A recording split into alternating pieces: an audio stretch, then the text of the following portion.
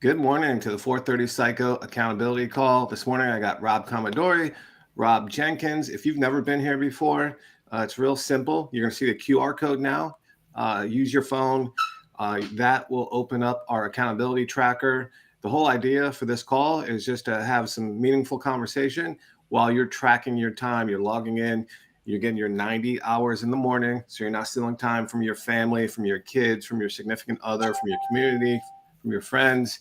How's it going, guys? Good morning. Doing well. Thanks, Good Ron. morning. Rob, I was going through your book last night and, wanted to talk a little bit about that. There's just so much good stuff in this book, but when you talk about awareness, that being the essential piece of everything, what were you talking about there? Well, I just think awareness is the foundation of everything. So, I mean, people say gratitude's important, and I think it is. But awareness, you can't be grateful for anything until you're aware of something to be grateful for. So, awareness is the foundation of everything we do in life. And so it's the building block. And so you become aware of something, then you can understand it. Then you can be grateful for it. Then you can go from there and learn more about what you need to be aware of. So like if I get like I was going to call the book, it was boring or whatever, like aha, right? Aha moments. When we become aware of something, it's like I could have had a V8, right? Right. So, I just think awareness is the foundation of everything, and you grow from there, and you build everything from there. So that's basically it. It's the essential piece. Yeah, Ray Dalio wrote a book called Principles, and in there, part of it, he talks about, being radically open-minded because we all have blind spots, and it's kind of like in that same kind of, there's something I think about pretty regularly, like. Especially nowadays when everybody's so polarized and you have such a strong opinion on different things. Like I'm always like trying to sort of think, do I have the right position on this? Do I have the right position on this? I'm certainly not sharing my positions on social media, but constantly like recalibrating, rethinking. So it's What's unique about it, though, like you talk about what you just said there, be aware of yourself and then be aware of others. Like put yourself in somebody else's shoes. If you have an opinion on something, or understand why their opinion is theirs. Be aware of what they're thinking and why they're thinking it. And if you're aware of things, it just opens up everything. It just opens it all up. It's crazy. I know you and I have talked before, when our son when we were pregnant during COVID with our son, and for 2 weeks we didn't think he was going to make it, and I'd go in and I'd start crying I was crying every morning, and I was saying to myself, this is so painful, I heard the word pain fuel, and I was saying I can make it, and so pain, the term pain fuel and the term I can have just stuck with me from that. It's pretty wild in life how you just have these simple little lessons, like the small hinge that swings the big door in life, right? Like, and so for me, like I can has become such a big thing. When I hear myself saying I can't, like I can't get up before 3, I can't get up before the, and then you just say I can, and you set your alarm clock. It's such a simple like way to control yourself that often people have such a hard time. Rob Jenkins did this last year, and you're back now, Rob. We just started talking a little bit about what you're trying to achieve on this call, or, in the morning now, Rob. What was that, Jenkins?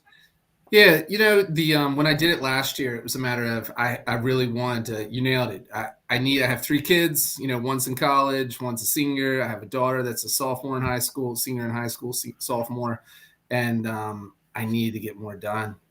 There's a lot of distractions, all good distractions with the kids, but I wanted to make sure I got my workouts in. I wanted to make sure I was reading more. I want to make sure that, I had a lot of administrative things that I had to do with my business. And then big picture stuff is that I wanted to make sure that I had, I had my own business in the end of the 90s, beginning part of the 2000s.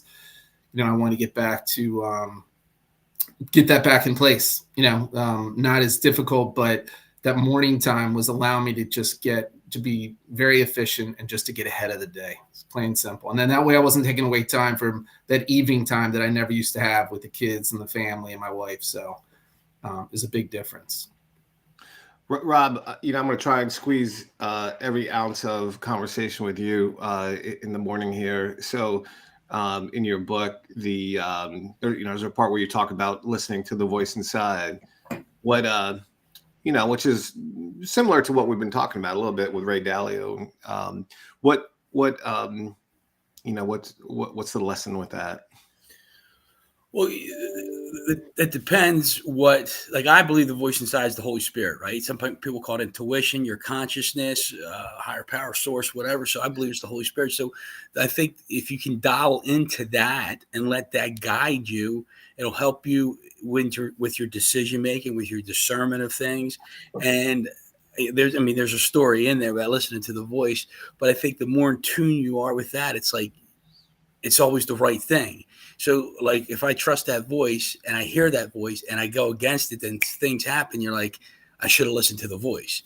And sometimes you listen to the voice and it might not go as well as you planned it to be or thought it was going to be, but you learned a valuable lesson in it. And that's why you're supposed to listen to the voice. So it's always like, it's awareness of that voice and tuning into it. So, there's a jail story there that's really cool, but it's probably too long to tell. But anyway, it's good stuff.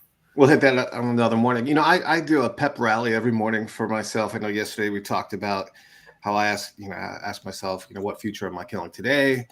I think about pain fuel, which is basically like today's going to be painful. I'm going to have a ton of problems, and I got to think about transmuting that into motivation, right? Like, so if I can prepare and then throughout the day, I just get whacked, problem. But I'm already prepared in the morning. I get really pepped up. So I have a lot of self-talk about that. And then I just think of that concept. I can do this. And then when something comes down the pipe where I'm like, I can't do that. I just catch myself and do you self-talk? Either you guys like self-talk in the morning, get yourself fired up?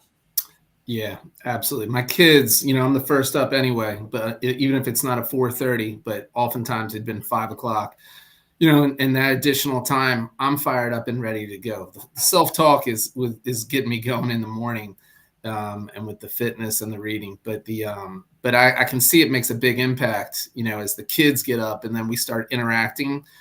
Because I'm already, I've already had the self-talk. It's not the beginning where we're all just getting up together. I've gone through that process, and so self-talk is huge, no question.